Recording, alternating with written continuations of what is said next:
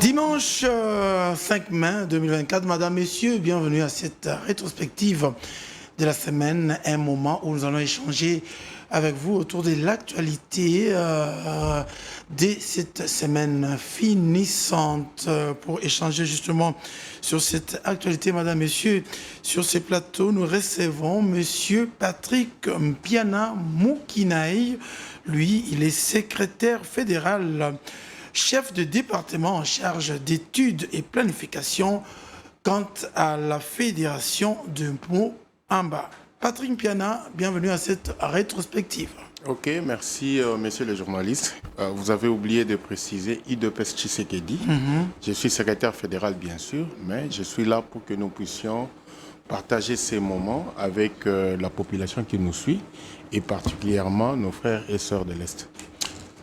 Ce qui nous donne justement le temps de revenir pour la livraison de l'actualité. Vous le savez peut-être, le chef de l'État, Félix-Antoine Tshisekedi, a regagné Kinshasa ce dimanche après une tournée européenne qu'il a conduite en Allemagne, en France, en Belgique, auprès des décideurs et de la diaspora. Rappelons que le président de la République a reporté son voyage en Hongrie prévu dans le cadre de sa tournée européenne suite à l'attaque à la bombe des sites des personnes déplacées près de Goma. Bombardement de camps de déplacés près de la ville de Goma, le bilan revu à la hausse. Le gouverneur militaire intérimaire de la province du Nord Kivu parle de 14 morts et 35 blessés. Le général-major Peter Chirimwami, qui a condamné cet acte qui constitue des crimes de guerre contre l'humanité, a par ailleurs indiqué que les forces armées de la République démocratique du Congo, avec le concours du chef de l'État, Félix-Antoine Tshisekedi, réfléchissent sur des stratégies à mettre en œuvre pour finir la barbarie rwandaise sur le territoire congolais. Suite à cette attaque meurtrière perpétrée par le M23 le vendredi au camp des déplacés, le président de la République, Félix-Antoine Tshisekedi, a réitéré sa détermination à défendre l'intégrité territoriale de la RDC au cours d'un échange avec la communauté congolaise de la Belgique. Le commandant suprême de la RDC a déclaré que le pays gagnera ses combats, quoi qu'il en coûte. Retour en image. Loin de leur terre natale, les Congolais de Belgique ont ressenti la douleur de l'attaque terroriste perpétrée ce vendredi matin par les troupes coalisées du Rwanda dans le camp de réfugiés de Mugunga à Goma. Ce vendredi sombre est la date choisie par le président de la République, Félix-Antoine Tshisekedi Tshilombo, pour sceller davantage les liens entre lui et sa diaspora de Bruxelles.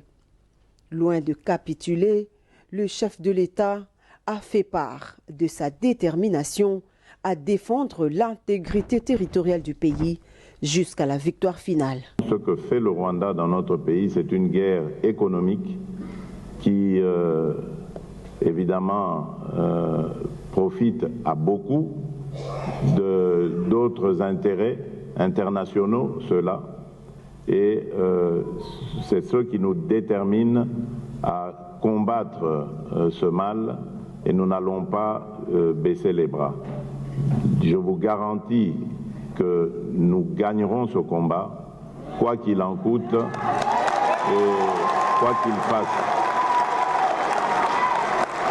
Comme à Paris, le président de la République a félicité ses concitoyens de Bruxelles qui l'ont toujours accompagné depuis les années de la résistance, une confiance traduite dans les urnes en décembre 2023. Pour ce deuxième mandat, le président Félix-Antoine Tshisekedi Tshilombo veut apporter des réponses aux principales préoccupations des Congolais, Comme il l'avait fait à Paris, le chef de l'État a présenté les 6 axes prioritaires de son action pour les 5 ans à venir. Un ambitieux programme résumé en 6 axes prioritaires. Que j'ai pris au moment d'aller aux élections de 2023, de décembre 2023, du 20 décembre d'ailleurs, et engagement que vous avez adopté, accepté en me faisant confiance, en me renouvelant votre confiance. Je vous remercie et je vous dis vraiment ma détermination à vouloir aboutir à des succès dans chaque engagement. J'espère que dans 5 ans, j'aurai l'occasion de venir ici encore vous présenter cette fois-là le bilan de ces 6 engagements. Et c'est toujours lors de son périple qu'au cours d'un entretien accordé à la chaîne de télévision française LCI, que Félix Tshisekedi Tshilombo a dénoncé d'un ton ferme la politique de 2 poids, 2 mesures de l'Occident vis-à-vis de la guerre d'agression que connaît son pays. Le président de la République démocratique du Congo réclame des sanctions contre le Rwanda, principal responsable de crimes commis en République démocratique du Congo. On va l'écouter dans cet extrait de cette entrevue. Il y a toujours ce regard condescendant vis-à-vis de l'Afrique et des Africains et ce comportement un peu paternaliste qui consiste à croire qu'eux savent de quoi nous avons besoin mieux que nous. À quoi vous le voyez? Exemple. Et donc c'est ce sentiment que nous avons. Mais voilà, par exemple, aujourd'hui, on parlait tout à l'heure de l'agression dont nous sommes victimes. Nous demandons à ce que la communauté internationale se comporte comme elle le fait dans le cas de la Russie, pardon, dans le cas du conflit au Moyen-Orient. Elle nous dit non, c'est pas la même chose, on va pas le faire là. Alors que nous avons les mêmes victimes de massacres qu'il y en a en Ukraine et ailleurs. Donc, on nous dit que c'est pas la même chose. Eux, donc, savent de quoi nous avons besoin, alors que nous réclamons des sanctions. Donc, et cette guerre, elle nous est imposée pour des raisons évidentes de pillage de nos minerais.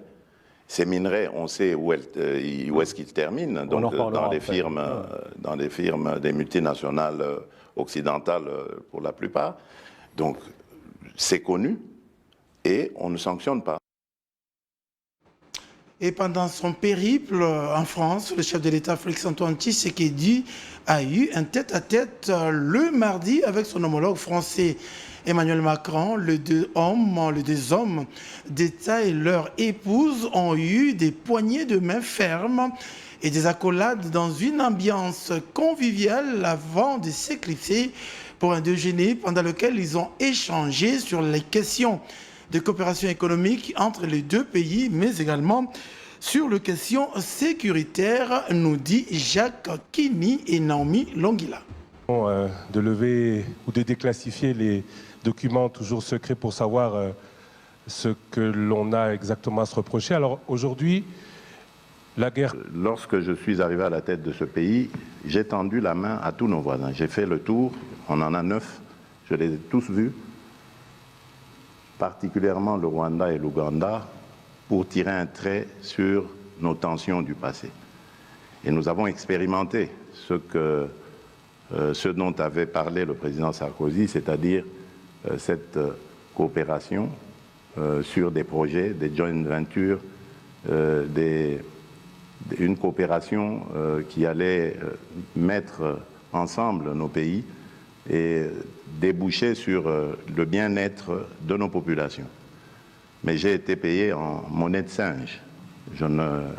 Vous l'avez dit, monsieur le journaliste, en parlant de Goma, vous avez dit que Goma est presque totalement asphyxié. C'est fait exprès parce qu'ils ont profité d'un moment d'accalmie, moment que nous avons saisi pour donner la chance à la paix, à la demande de nos partenaires, pour avancer leurs troupes.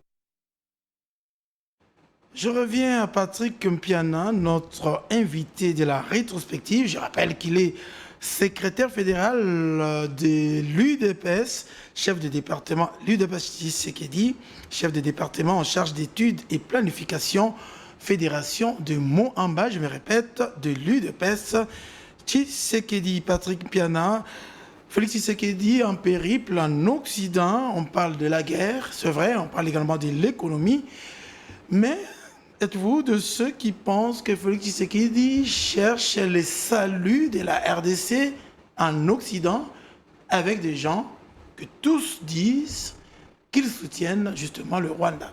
Bon, ce qu'il faut retenir est qu'avec le Rwanda, ce sont des grandes entreprises. Ce sont les grandes entreprises qui soutiennent particulièrement les économies de tous ces grands pays, l'Allemagne, la France, les États-Unis et consorts. Donc, c'est-à-dire que s'il faut résoudre ces problèmes, on peut aller par la guerre, on ne sait pas. Lorsque la guerre, on peut connaître là où la guerre, on peut commencer la guerre, mais là où ça prendra fin, on ne sait pas. Est-ce qu'on ne peut pas emprunter le modèle angolais? C'est-à-dire que sur le plan interne, il y avait des échauffourées entre l'UNITA et MPLA. Et par la suite, on a vu que l'Angola, l'MPLA avec le président Eduardo Santos, a eu les dessus de l'UNITA. Et par la suite, on se retrouve devant un pays construit qui fait partie des puissances sur le plan économique en Afrique et puis une puissance régionale en termes militaires. Donc, comprenez que est-ce qu'on ne peut pas adapter notre manière d'agir, notre manière de réfléchir? Et puis, si aujourd'hui on entame une guerre, on se décide pour aller en guerre, est-ce que notre population est prête à supporter cette guerre? Parce que moi, je me souviens... Et donc, puisqu'on ne veut pas aller en guerre, donc Oui. Félix Tshisekedi cherche le salut de son pays, du pays qu'il dirige en Occident. Non, non, il ne les cherche pas en Occident parce que si et seulement si que les différentes négociations que nous menons, ça peut prendre le temps que ça peut prendre, mais il ne faut pas, c'est que lorsqu'on va opter pour l'option ultime, que les sanctions ne tombent plus sur nous parce qu'on aura averti tout le monde, on a dénoncé, nous sentons que les discours commencent à changer, mais nous voulons maintenant des actions concrètes. Au fait, on n'a pas un problème avec le peuple rwandais. Si aujourd'hui on attaque le Rwanda, si au regard de rapports de force sur le plan démographique, nous comptons dans les centaines de millions d'individus, alors que le Rwanda se trouve de 14-15 millions. Même on prend l'effectif de l'armée par rapport à l'armée rwandaise, nous pouvons dire que si on peut calculer le modèle Iran-Irak, on a vite compris que l'Irak, bien que soutenu par les Occidentaux, n'avait pas mis de côté ou détruit l'Iran. Et aujourd'hui, on se rend compte que l'Iran, c'est vraiment une puissance parce que l'Iran a pris même le risque d'attaquer l'Israël. Donc, comprenez qu'il y a des cas types que nous pouvons voir comment s'adapter. Mais moi, je pense que notre économie étant extravertie, le pays étant enclavé, c'est le moment d'investir beaucoup plus dans les désenclavements du pays et on aura la possibilité de permettre à nos frères et sœurs de l'Est, s'il faut importer, d'importer par la partie ouest et acheminer. Et si on adapte un modèle économique approprié, acheminer les vivres ou bien les différents biens importés du côté est. Et là, nous allons maintenant priver aux États qui nous attaquent, c'est-à-dire le Rwanda et l'Ouganda, nous allons maintenant leur priver le moyen économique parce que c'est avec ces mêmes moyens qu'ils arrivent à nous faire la guerre. Justement, on a suivi ici, à travers les reportages, Patrick Mpiana, plusieurs blessés, plusieurs morts après l'attaque à la bombe à Goma. Est-ce que, Patrick Mpiana, nos autorités, est-ce que nos dirigeants nous sécurisent? Ils nous sécurisent. Vous savez, lorsque vous suivez toutes les guerres contre le terrorisme, donc à un certain moment, lorsque l'adversaire sait qu'il n'a plus assez de moyens pour vous détruire sur terrain, qu'est-ce qu'il va faire? Il va s'attaquer à la population civile, c'est-à-dire créer une crise de confiance entre les gouvernés et les gouvernants. Et pratiquement, je crois que vous avez suivi, il y a une vidéo qui circule dans les réseaux sociaux avec Henri Magie qui dit que non, nous vous accordons 3 jours, c'est depuis vendredi, donc on doit compter vendredi, samedi et demain, lundi, au plus tard mardi, on va le voir s'ils vont récupérer Goma, parce qu'ils ont sciemment tué nos frères, ce qui est un cas de crime contre l'humanité. Ils ont tué nos frères, c'est-à-dire dans le camp des déplacés. Des déplacés, c'est-à-dire les troupes de Nanga, Maji et Wilingoma et consorts, ils ont tué nos frères. Et ils doivent connaître que, surtout que Nanga est sous sanction des Occidentaux, je ne pense qu'il ne va pas s'en sortir. Il finira peut-être par se donner la mort là où il est. Donc, comprenez que qu'est-ce qu'il cherche à faire? Il cherche à créer la méfiance entre la classe politique, ou soit les dirigeants et la population, pour qu'à un certain moment, la population puisse se rebeller. Et vous savez que pour eux, occasionner le chaos, c'est profitable à eux. Alors, d'aucuns estiment que, en écoutant Fachi, Félix-Antoine Tshisekedi, lors de son périple justement en Occident, il n'a pas arrêté de parler du Rwanda comme responsable. Il a également évoqué le régime passé, le manque de leadership lors du régime passé. Il a parlé également d'une armée désarticulée qu'a laissé le régime passé. Et donc, certains estiment que Félix-Antoine Tshisekedi est incapable de s'assumer et cherche le bouc émissaire. Qu'est-ce que vous pouvez répondre? Non, le président de la République ne cherche pas des boucs émissaires. Il remet les points sur les i. Tous nous sommes témoins ici dans ces pays. On a connu des généraux commerçants qui, au lieu de protéger le pays, s'étaient, par exemple, spécialisés dans la vente de bois, par exemple. Si vous suivez le circuit des ventes des minéraux 3T, vous verrez que la plupart de nos hommes en armes sont cités. Donc nous ne sommes pas ici pour citer un à un les noms que nous pouvons étaler sur la place publique. Ce n'est pas ça le débat, mais le plus important, on doit quand même rappeler ce qui a été fait. Mais voyons voir au 30 juin, lorsque nos militaires vont défiler à la fête du 30 juin, et vous verrez que Félix Tshisekedi étant un président de la République, pas issu d'une armée, pas issu d'une rébellion, mais issu d'un parti politique démocrate, l'Union pour la démocratie et le progrès social. Donc c'est un président civil, mais qui arrive au moins à réorganiser l'armée. Il a mis en place la politique de la défense, il a mis en place la loi de programmation militaire. Donc je pense que moi, je vois Félix Tshisekedi, c'est comme quelqu'un qui vous fait berner, mais au moment opportun, c'est vraiment, on peut les qualifier de sphinx. C'est-à-dire, au moment opportun, s'il faut agir, il va agir et il y aura des pleurs et des grincements des dents chez le voisin. Ce n'est pas la recherche de bouc émissaire, en tout cas. Non, ce n'est pas dans ce sens-là. Il faut savoir que la réalité sur terrain était tout autre. Et aujourd'hui, nous sentons que petit à petit, les rapports de force commencent à changer. Cette guerre a commencé au mois de novembre 2022. Jusqu'au jour d'aujourd'hui, les hommes à Wilingoma ou à Nanga ou à Kagame, le M23, n'arrivent toujours pas à atteindre Goma.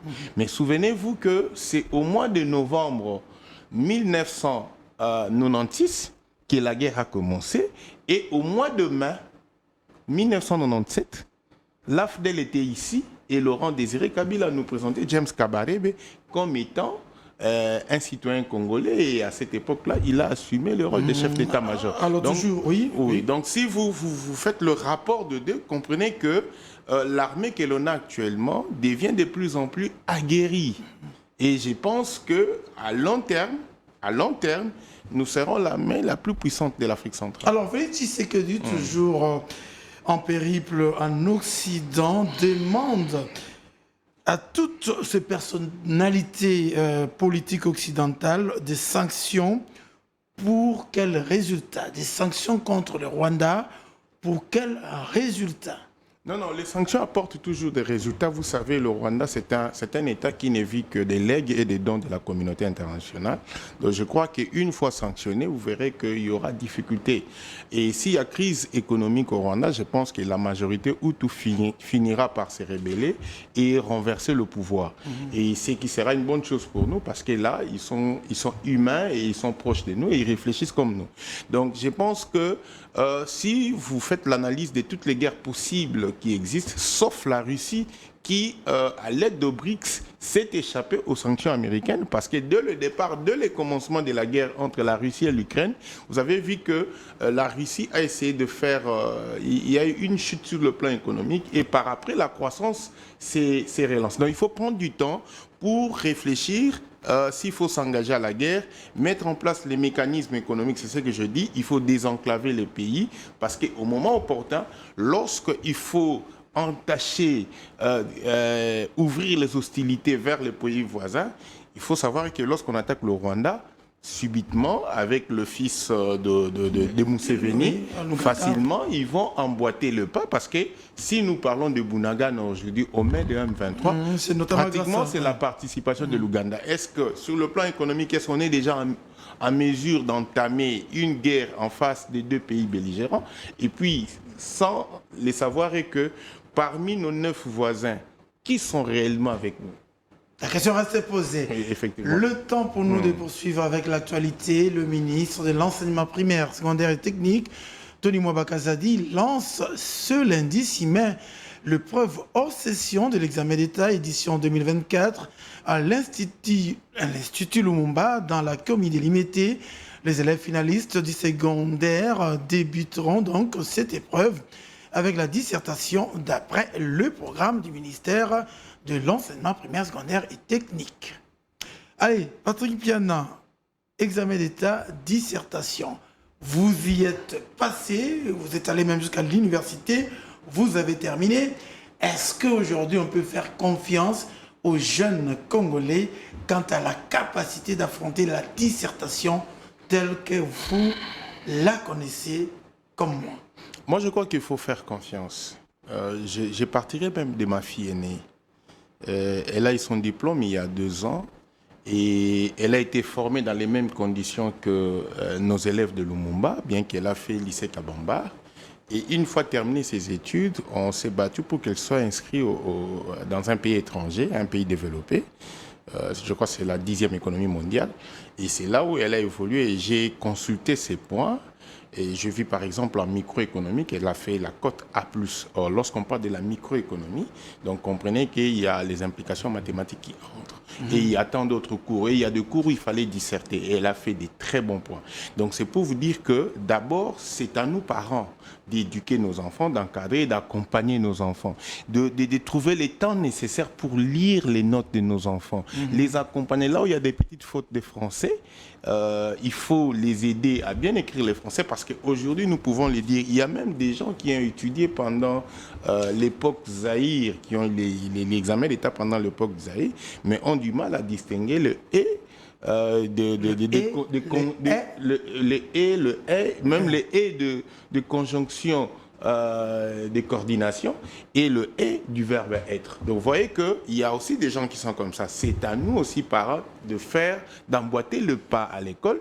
Aussi longtemps que ce que fait actuellement le ministre Tony Mwaba, parce que c'est la vision de son Excellence, Monsieur le Président de la République, avec la gratuité de l'enseignement. Donc vous voyez que d'ici 5-10 ans, nous aurons des enfants qui seront en mesure de mettre en place des projets et qui seront pratiquement des incubateurs parce qu'ils sont maintenant pris en charge par l'État et ils sont bien formés. Allez, bonne application donc à tous les enfants de la République démocratique du Congo ce lundi.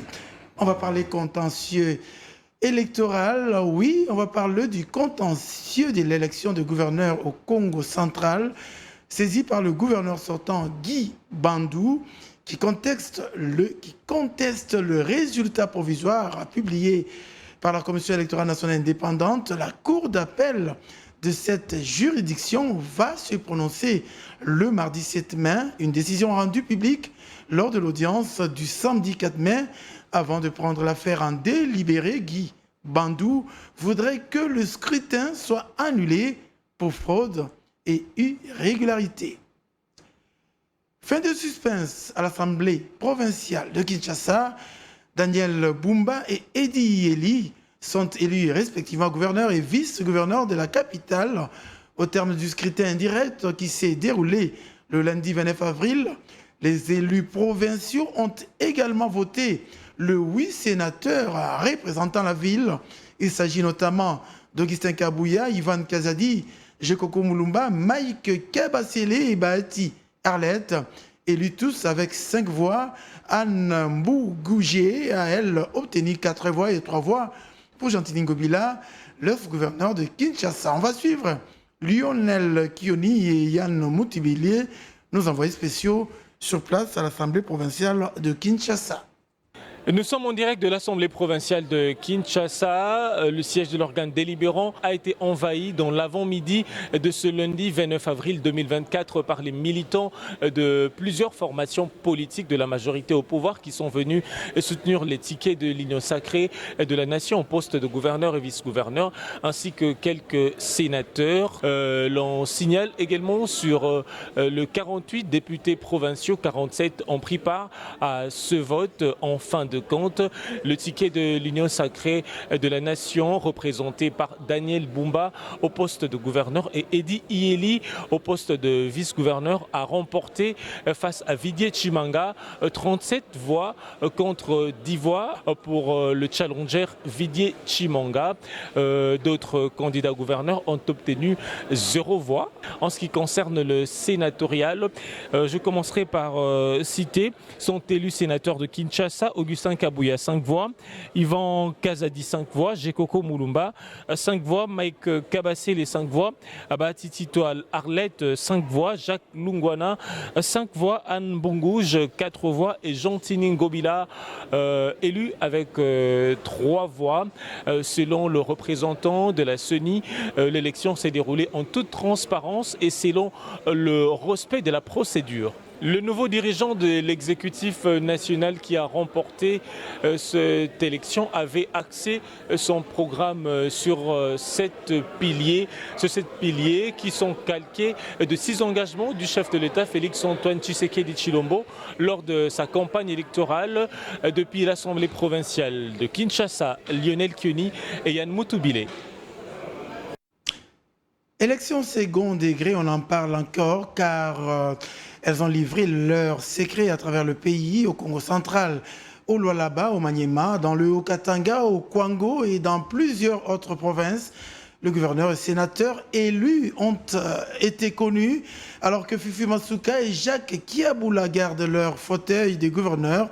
Au sénatorial, Molendo Sakombi, Jean-Pierre Liaou, Guy Luando, Didier Bidimbu, Adolphe Loumanou, Pius Mouabilou sont parmi les élus. Les détails dans ces condensés signés Guylain Luzamba. Conformément au calendrier électoral de la CENI, l'élection des gouverneurs et sénateurs s'est déroulée avec succès dans plusieurs provinces du pays, en dehors de la ville de Kinshasa. Au Congo central, Grace Bilolo, c'est lui qui a été élu gouverneur avec 23 voix, battant ainsi le gouverneur sortant Guy Bandou, qui n'a pu obtenir que 16 voix. Dans la province du Kwango, c'est Willy Bituisila qui a été élu gouverneur avec 13 voix contre Pacho Panda, 0 voix. Au Lualaba, Fifi Masuka, réélu, a gardé son fauteuil de gouverneur. Pareil dans le Haut-Katanga, où Jacques Kiaboula a été réélu gouverneur de province. Au Kasaï, Crispin Mukendi de l'UDPS est élu gouverneur. Au Kasaï oriental, Jean-Paul Mbouéboué, aussi de l'UDPS, élu gouverneur à la majorité absolue. Et au Kasaï central, Joseph Moïse Kamboulou est élu gouverneur avec 19 voix sur 34 votants. Dans le Olomami, Marmo Banza, du regroupement AB de Samalukonde, est élu gouverneur. Et au Tanganyika, c'est Christian Kitungwa qui est élu gouverneur. Dans le Haut-Ouélé, Jean Bakomito est élu gouverneur avec 11 voix. Et au Maniema, Moïse Moussa élu gouverneur. Au sénatorial, plusieurs grandes figures sont élues. Adolphe Loumanou et Pius Mouabilou sont élus sénateurs. Au Maniema, Justin Kalumba, Faustin Luanga, Pascal Bitika sont élus sénateurs. À la Mongala, Jean-Pierre Liaou, Molendo Sakombi sont élus sénateurs. Au Kasaï oriental, Ngoï Kassanji, José Panda sont parmi les sénateurs élus. Dans le Haut-Katanga, Salomon Kalonda est élu sénateur. À la Tchouapa, Guy Luando Mboyo est élu sénateur. Au Congo central, Didier Bidimbu, ministre sortant des hydrocarbures, est parmi les sénateurs élus. Ces élections se sont déroulées sans incident majeur dans la plupart des provinces, excepté au Sankourou, où le premier président de la cour d'appel a fait irruption. Patrick Piana, le reportage que nous venons de suivre, vous et moi, dit clairement que les élections au second degré ont livré leurs secrets. Mais entre-temps, on parle de corruption. Vous avez d'ailleurs suivi, là, au Congo central notamment, un candidat qui demande carrément l'annulation de ces élections. À Kinshasa, il y a une polémique autour de la corruption. On parle des jeeps remis, notamment pour... des jeeps remises notamment pour l'élection du gouverneur de la ville de Kinshasa. Ça fait polémique. Pourquoi remettre des jeeps alors que le président de la République avait eu un échange avec la ministre d'État, ministre à la Justice, pour instruire au procureur de suivre ces dossiers de corruption relatifs aux élections au niveau des seconds degrés. Pourquoi remettre des jeeps donc? Vous êtes de l'UDPS. Bon, d'abord, ce qu'il faut savoir est qu'en matière de corruption, c'est difficile d'abord de prouver qu'il y a eu cas de corruption. Parce que dans notre pays, ce qu'il faut savoir, retenons qu'il n'y a pas une loi type contre la corruption. Il y a quelques articles de la Constitution, mais en principe... Contre la corruption électorale. Oui, non. On devait avoir une loi type, comme le droit de marché public, c'est-à-dire, lorsque je parle de droit, c'est-à-dire droit des marchés publics, c'est-à-dire une structure juridique avec des articles bien estampillés où on doit parler aussi des élections. Bon, aujourd'hui, lorsqu'on parle de la corruption, je crois que le secrétaire général du parti a placé un mot. Il ne l'a pas fait en catimini, il a fait des dons.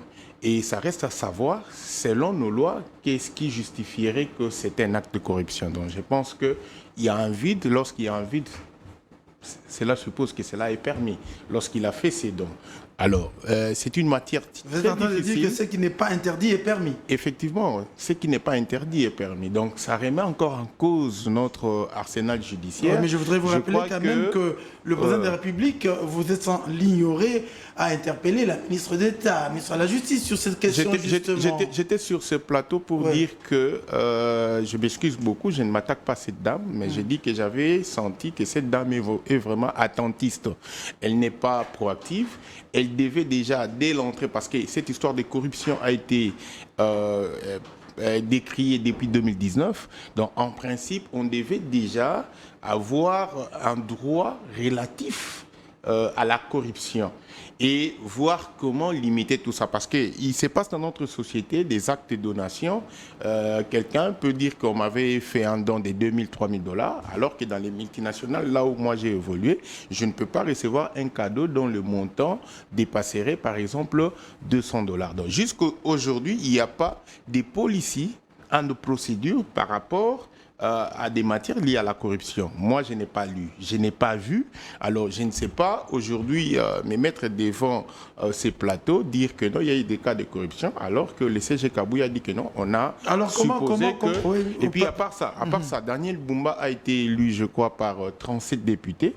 Et de l'autre côté, on parle de 20 jeeps. Bon, si et seulement s'il y a eu des actes de corruption, où sont partis les 17 autres? Alors, comment appellerez-vous ça en tant qu'intellectuel congolais, Patrick Piana, secrétaire fédéral, chef du département en charge d'études et planification, Fédération de Moamba pour le compte de l'UDPS, comment vous, intellectuel, appellerez l'acte posé par l'autorité morale, non, le secrétaire général de l'UDPS, en donnant des jeeps à des gens qui devraient voter le lendemain?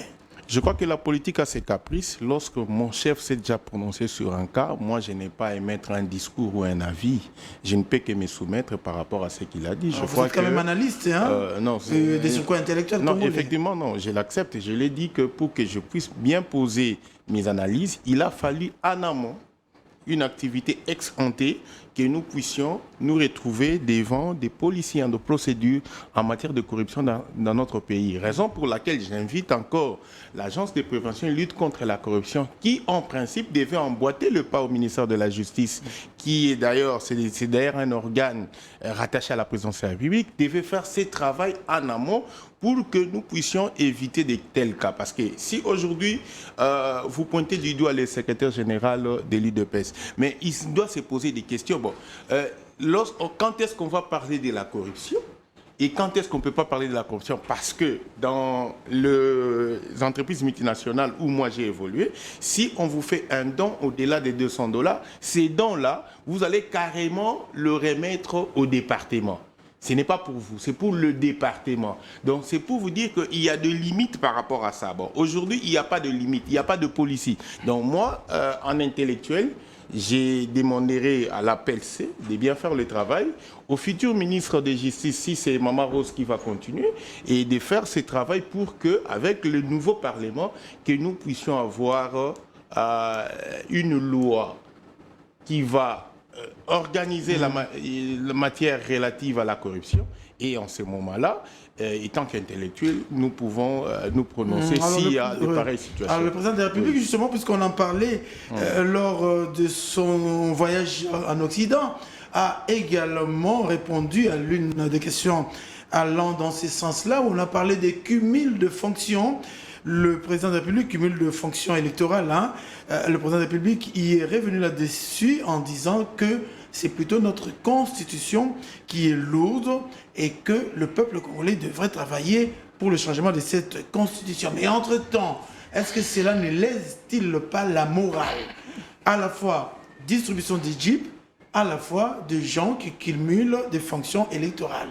Est-ce que la morale n'est pas dérangée? Bon, effectivement, la morale doit être dérangée parce qu'il y a un problème de bon sens. Lorsque nous lisons la Bible du début jusqu'à la fin, on enseigne l'amour et cet amour est fondé sur le bon sens. Moi, j'aime épingler mon cas. En 2003, j'ai terminé l'université de Kinshasa, je me suis retrouvé dans une ordonnance de la fonction publique. Et en 2005, j'étais recruté par une entreprise de la place, une grande entreprise. Alors, au moment où je devais avoir la carte bleue, j'ai pressé déjà de l'autre côté. J'ai dit non, ça ne sert plus à rien d'aller à l'administration publique. Je me souviens encore de mon numéro matricule, ça doit être 528 027. Et jusqu'à ce jour, je ne l'ai pas utilisé parce que le bon sens m'a interdit. Alors, si nous voulons avoir un Congo puissant, meilleur, qui doit se développer, on doit s'accompagner avec le bon sens. Il ne faut pas toujours avoir l'habitude de dire que non, comme le droit n'a pas dit, mais à un certain moment, on doit se poser des questions. Nous sommes regardés aussi de l'extérieur. Quel est le jugement que nous font les autres? Parce qu'aujourd'hui, on se retrouve avec Madame, par exemple, Masuka. Elle a été élue députée provinciale, députée nationale, gouverneur et puis sénateur. À un certain moment, est-ce qu'on doit aider la République à réfléchir? Parce que la plupart de ces suppléants n'ont que comme vision et comme raisonnement, c'est ce qu'elles pensent. Sinon, vous serez débarqué. C'est le transactionnel que j'ai toujours décrié. Donc, il faut des politiques transformationnelles, mais je pense que tout doit partir de la révision constitutionnelle. Non, la révision constitutionnelle, justement, le président a dit qu'il va mettre sur pied une commission qui pourra réfléchir sur toutes ces questions afin de voir comment revoir notre constitution. L'opposition, elle dit, nous sommes au Parlement justement pour bloquer toute tentative de révision de cette constitution. Ils sont Entre-temps, la société civile, elle dit, cette constitution reste l'unique instrument qui met le Congolais ensemble. La priorité reste la sécurité de l'Est. Le président, lui, voit les changements. L'opposition de la société civile? Non. Il faut savoir, lorsque nous parlons de la société civile, moi je sais lire les acteurs de la société civile. Il y a de ceux-là qui dépendent des officines. Oui, tout à fait, mais on ne va pas l'interdire de voir différemment. Il y a de ceux-là qui dépendent des officines étrangères. Et lorsqu'ils parlent, ce n'est pas pour le bien-être du Congolais. Parce qu'avec même cette constitution, le pays a été attaqué par le SNDP ou le M23 en 2009, en 2013. Donc, avec cette même constitution en 2022, ils sont là. Donc, comprenez que s'il y a à revoir, on ne peut pas prendre le peuple en otage. Et je pense que si le président mettra en place cette commission, mais il faudrait aussi, nous étant que société civile, la vraie, la bonne, pas la société civile qui dépend des think tanks étrangers, mettre en place aussi la dynamique qui ferait que nous puissions récolter ce que voudrait réellement notre population. Parce que nous sommes dans un régime parlementaire, mais lorsque le peuple réfléchit, voit que le gouvernement ne fait absolument rien, et nous réfléchissons déjà en un régime présidentialiste.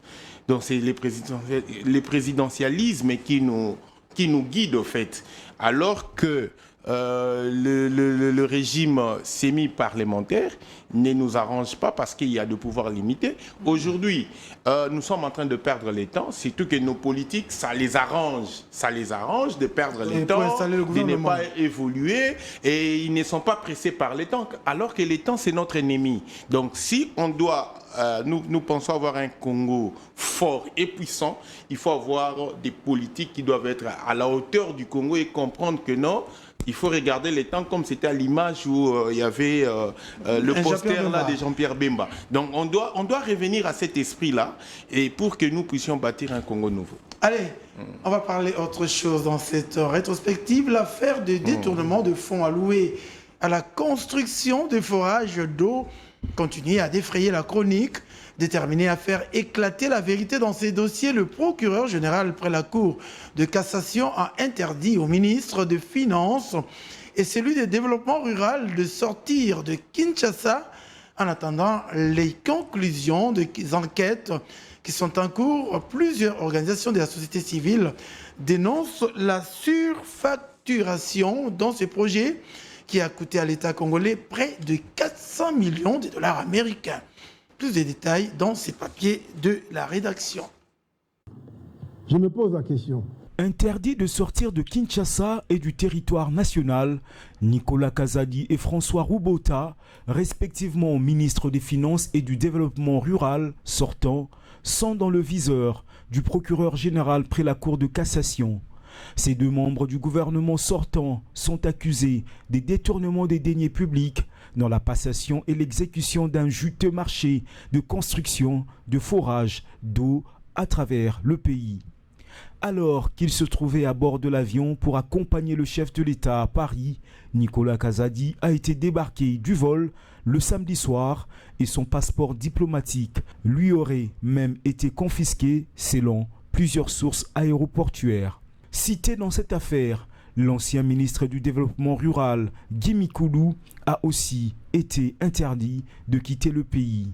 Le procureur général craint que ces trois personnalités prennent la fuite pour se soustraire aux poursuites judiciaires dont une enquête a déjà été diligentée. Il s'agit d'un scandale de corruption concernant des allégations de surfacturation dans un contrat de forage et station de traitement d'eau en RDC qui remonte en 2021 et dont le paiement a été effectué 2 ans plus tard avec Nicolas Kazadi et François Roubota à près de 400 millions de dollars. L'État congolais devrait se livrer plus de 1300 stations de forage d'eau à près de 300 000 dollars la pièce, une surfacturation dénoncée par les organisations de la société civile. Qu'ai-je fait de mal ? Alors que le ministre Nicolas Kazadi rejette ces allégations de surfacturation, plusieurs voix se lèvent pour saluer la détermination et l'engagement de la justice congolaise pour que les auteurs répondent de ces accusations qui pèsent sur eux. On va rester en justice pour parler du cardinal Fridolin Ambongo, archevêque de Kinshasa, qui est visé depuis quelques jours par une information judiciaire pour ses homélies et sorties médiatiques très critiques à l'égard des autorités en place. Ces propos sont considérés comme un soutien moral à ceux qui visitent, à ceux qui veulent utiliser les armes pour accéder au pouvoir. C'est dans ces cadres que le procureur général près la Cour de cassation a ouvert une information judiciaire contre lui, nous dit Ben Akile. L'affaire vient d'ouvrir un nouvel épisode des relations tendues entre le cardinal Fridolin Ambongo et les autorités congolaises. En effet, dans une lettre datée du 27 avril, le procureur général près la Cour de cassation accuse le cardinal de tenir il y a peu des propos séditieux de nature à décourager les militaires des forces armées de la République qui combattent au front, mais aussi incitatif à la maltraitance par les rebelles et autres envahisseurs des populations locales déjà meurtries par autant d'années de déstabilisation. Une information contre l'archevêque de Kinshasa a été ouverte. Situation critiquée par certains qui pensent que le cardinal est exempté par des poursuites judiciaires. Pourtant, dans l'accord cadre entre la RDC et le Vatican, il est clairement démontré que les membres de l'Église catholique sont justiciables des juridictions de droit commun pour les infractions commises par eux. Une disposition qu'appuie Maître Passim Bayo, cadre de l'UDPS. Le Congo, notre constitution n'a pas consacré l'intouchabilité. Tout le monde est justiciable à son degré. Il est un bruit qui circule ça et là, selon lequel l'accord des sièges signé avec le Vatican expose toute poursuite judiciaire d'un prélat à l'autorisation du procureur. Mais dans le cas sous examen, c'est le même procureur censé autoriser les poursuites qui fait ouvrir les poursuites. Donc il n'y a pas de débat. Je pense que le cardinal étant saint, il n'a qu'à aller se justifier puisqu'ils sont tous modèles de Jésus-Christ. Jésus-Christ n'avait pas peur ni honte d'aller se présenter en justice. Il y a un certain Jean-Pierre Badioko qui dit il y aura des réactions populaires, etc., etc. Mais l'Église catholique n'appartient pas simplement à l'opposition. Nous avons totalisé 10 millions de morts dans ce pays. Parmi ces 10 millions de morts, il y a même ses confrères ou ses collègues prêtres qui ont été assassinés. Fini les suspens. Il est donc au clair que le cardinal Fridolin Ambongo va bel et bien répondre devant la justice. D'autant plus que ses propos sont considérés comme un soutien moral à ceux qui choisissent de prendre des armes pour conquérir le pouvoir, alors que le pays est dans un cycle depuis 2 ans qui pousse les autorités congolaises à y sortir afin de préserver la cohésion nationale. Il y a eu le vendredi 3 mai de la Journée mondiale de la liberté de la presse à Kinshasa. Les organisations professionnelles de médias, dont l'Union nationale de la presse du Congo, journalistes en danger et tant d'autres, se sont retrouvés au fleuve Congo Hotel à marge de cette journée, placés sous le signe de la crise environnementale. Il était question de faire un état des lieux dans le secteur médiatique en République démocratique du Congo, un élément de Michel Kabeya et Yann Moutoubilé.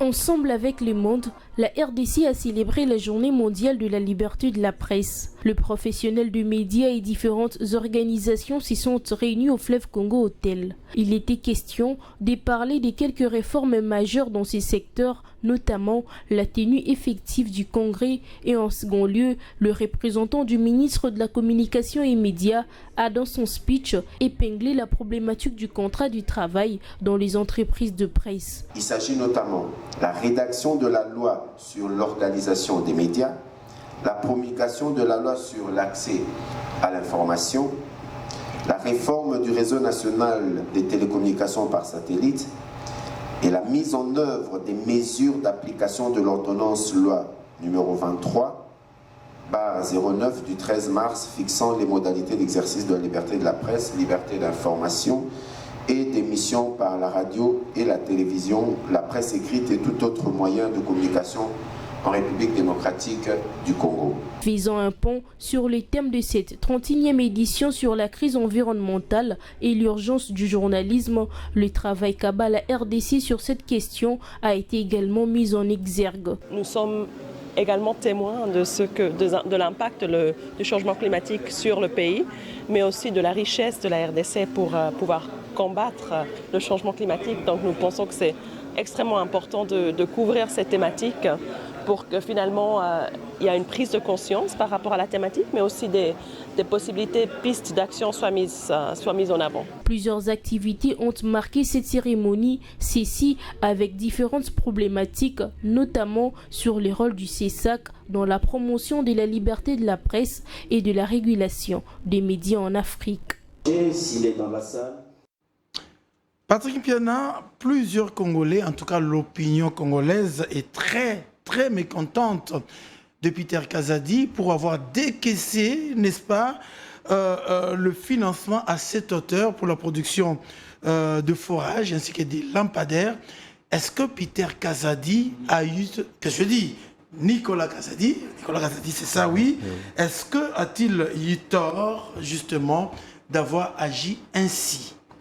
Bon, vous savez, lorsqu'on doit gérer dans la gouvernance publique, surtout des fonds publics de l'État, il y a des procédures qui sont inscrites dans la loi des finances publiques. Il n'y a pas que la loi des finances publiques, il y a les règlements généraux sur la comptabilité publique. Et ici, nous parlons marché public, il y a même le droit des marchés publics. Il y a un livre intéressant qui m'intéresse souvent. Il y a ce livre écrit par Jean-Louis Essambo Kangaché qui a vraiment prévu, c'est vraiment riche. C'est là où nous allons comprendre comment il faut gérer l'État. Alors, lorsqu'on doit parler marché public, il faut connaître les chaînons, c'est comment. Ça commence où et ça finit où. Et le ministre des Finances n'est que le dernier élément de la chaîne, en fait. Et s'il faut négocier un prix, parce que nous parlons sur facturation, s'il faut négocier le prix, ce n'est même pas le ministre des Finances. Ça, c'est la première des choses. Donc, il y a ce qu'on appelle la cellule des gestions et des passations de marché public. C'est cette cellule-là qui entre en contact avec le fournisseur parce que c'est cette cellule qui est l'autorité contractante. Donc, qui entre en contact avec les différents fournisseurs des biens et services pour essayer de négocier et de fixer même un cahier spécial de charges. Et par la suite, avant que l'autorité approbatrice puisse signer un contrat, il faut maintenant voir la direction générale du contrôle et de passation des marchés publics. Répondez à ma préoccupation, c'est de savoir si, en tant que ministre de Finances, justement, avait-il mal fait ou non de contracter, non, de décaisser autant de moyens pour ces marchés. Agir en toute responsabilité, il n'a pas mal fait. Il a agi en toute responsabilité et nous pouvons le démontrer que si on doit parler sur facturation, ce n'est pas lui. Et deuxièmement, lui étant que ministre des Finances, dans son rôle d'ordonnateur, il a ordonnancé sur base de ce qui est déjà fait en amont. Et s'il y a aujourd'hui à respecter, s'il y a aujourd'hui à faire de bruit, il a fallu par exemple le ministère du Développement rural par rapport à ce qui est rendu sur terrain. Il a fallu que ces ministères-là puissent essayer d'attaquer peut-être le fournisseur pour dire que ce que vous nous aviez fourni comme forage ne correspond pas à 297 000. Sinon, le ministère du Développement rural sera considéré comme étant un ministère coupable. Alors on va dire, oui. Et puis, mieux encore, le ministre des Finances a écrit à son collègue de développement rural pour parler d'un marché onéreux, c'est-à-dire c'est trop cher en fait, c'est trop cher. Et là où ça fait mal, jusqu'au jour d'aujourd'hui, il n'y a même pas une dénonciation de l'Inspection générale des Finances qui s'attaque au ministre des Finances. Qui s'attaque au ministre de Développement rural. Non, qui s'attaque au ministre des Finances d'abord. Ouais. Tout est parti de ton collègue journaliste, mais en matière des marchés publics, il faut amener des preuves probantes. Donc jusqu'au jour d'aujourd'hui, l'Inspection générale des Finances n'a pas fait un mot, et il y a même une correspondance des deux inspecteurs des finances, si vous autorisez, nous allons citer leur nom ici, parce que ce sont ceux-là qui ont autorisé, qui ont demandé à ce qu'on puisse décaisser le fonds pour les lampadaires. Donc il faut les inviter, Il y a l'inspecteur Lubaga, Kilega, et l'inspecteur Louaï Iseoto, qui était chef d'émission. Donc pour ce qui concerne les lampadaires, il faut les inviter. Ça, c'est l'inspection générale des finances. Donc il ne faut pas mettre dans la confusion, dans l'esprit des Congolais, s'attaquer à un ministre, alors que celui-là a fait son boulot. Et il a fait son boulot. Et puis à part ça, lorsqu'il a payé 671 millions, dans le marché public, lorsque le contrat est signé, le contrat là devient définitif, exécutoire, et puis exigible. C'est-à-dire que le fournisseur, même si c'était après financement, le fournisseur peut exiger 20%, vous me donnez 20% à titre d'acompte et moi je vais vous livrer les tout et je serai payé par la suite. Donc c'est Patrick, vous, de votre lecture des spécialistes, en finance, en économie, c'est bien cela. Vous trouvez que le ministre, lui, il a le blanche. Le ministre Nicolas Kazadi a les mains blanches jusqu'au jour d'aujourd'hui. Oui. Il faut chercher, s'il y a surfacturation, à approcher le fournisseur Maïka Senga, parce que l'autre fournisseur, Samba Bachili, c'est expliqué également. C'est expliqué. Et moi... On va terminer, Patrick Piana, on va terminer en disant quand même un mot sur Ambongo. Vous estimez que la justice a bien fait de poursuivre Ambongo autour de ces accusations portées contre lui? Bon, si on doit regarder par rapport à d'autres nations, je crois qu'on a parlé des cas de Alvarez dans le Guatemala, où ce cardinal-là a été expulsé, on lui a retiré la nationalité, il a été expulsé. En ce qui concerne la République démocratique du Congo, je crois que le cardinal, c'est notre papa, c'est notre parrain, c'est notre enseignant. Je crois que c'est le bon sens qui doit primer. Lorsqu'il prononce un petit mot, ça peut être considéré comme étant une parole d'évangile. Et si la parole d'évangile à question donne raison à ceux qui prennent les armes pour tuer les Congolais, je pense qu'il aura tort. Parce qu'aujourd'hui, nous parlons des 14 morts à Goma, avec 35 blessés. Oui. Donc nous pouvons dire que par rapport au dire du cardinal, ça peut se justifier. Alors le reste, je pense que j'ai suivi un mot du ministre des Affaires étrangères. Il n'existe pas une relation entre la République démocratique du Congo et l'État du Vatican qui empêchera qu'on puisse poursuivre un cardinal. Surtout qu'il y a un précédent. Vous savez... on ne va pas aller en détail, parce qu'on doit atterrir, justement. Vous savez, à la 13e rue, Limité, là, on a construit des bâtiments. Mais lui-même, le cardinal a fait arrêter 2 évêques. Ok. Allez, on termine cette rétrospective. Patrick Piana, avec la journée de la presse, vous vouliez dire un mot quand même sur la presse. On a vu les gens sortir au créneau pour dire que la presse doit être au milieu du village. Bon, ça doit être au milieu du village, surtout qu'aujourd'hui, il y a des dérives... à éviter. Aujourd'hui, c'est comme si nous sommes en face des journalistes qui ne sont pas neutres. Si tu es du pouvoir, tu ne parles que du bien du pouvoir. Si tu es de l'opposition, tu n'es là que pour fustiger. Et dans tout ça, le peuple n'est pas bien informé. Même dans cette histoire de forage, on a donné une information erronée à la population et on veut faire croire à cette population que c'est ça la vérité. Alors que c'est pas ça. Vous êtes la presse, il faudra que vous puissiez chercher la bonne information. C'est ainsi que j'inviterai à Boussimbe de bien réguler son domaine d'activité parce qu'il y a ça ne va pas. Allez, Patrick Piana, excusez-moi de vous bousculer comme ça. C'est le journal, on est arrivé donc... À la fin, Patrick Piana, Moukinaï, merci d'avoir répondu à notre invitation. J'aime rappeler que vous êtes secrétaire fédéral, chef du département en charge d'études et planification, Fédération du Mont-en-Bas pour le compte de l'UDPS Tshisekedi. C'est bien dit, c'est pas là. Effectivement, l'UDPS Tshisekedi géré par Augustin Kabouya Chilumba, à qui j'ai... Merci beaucoup, amis téléspectateurs, pour votre attention soutenue. Si vous avez aimé, c'est grâce... au concours de Lionel Kioni, Michel Kabeya, fils de Philippe, Fabrice Bola et Paulin Kazadi. Rétrospective. Point final pour aujourd'hui. Prochain rendez-vous dimanche prochain en direct, 19h. D'ici là, restez bénis du programme de Univers Télévision.